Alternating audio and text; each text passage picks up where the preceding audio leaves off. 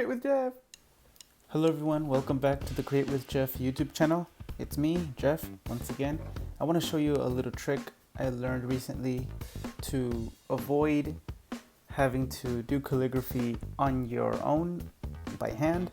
You know, I'm not good at drawing calligraphy, so I'm going to show you a little trick I learned to highlight a text. Okay, so let me just go here to Actions in Procreate, of course. Click Add Text, start typing something. This is 3D bear. Now you can't see it, so make sure you change the color of your font to what you want. So I'm gonna do red. Wait, double click to highlight it. Click red. Now do with it what you want. Gonna make it bigger right there. That's good. Okay, that's good in its own.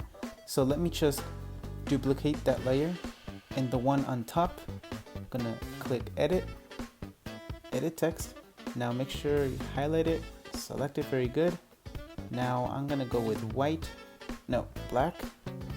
And now that I have that, I'm gonna make sure edit text again, and make sure it's nice and selected, and go to attributes to the left. To the left is font, style, design. To the right, the attribute section, click that O, highlighted O, and there you go. I outlined my text. I'm gonna do it again. Now, after you repeat the steps, you can have something like this. I did it 2 times, and once you have these 4 separate layers, you can get rid of all the hassle of having to move them around independently by combining them into one new layer group. See that? And you can manage that very well. Right? Very easy, right? So have fun with this. Check it out.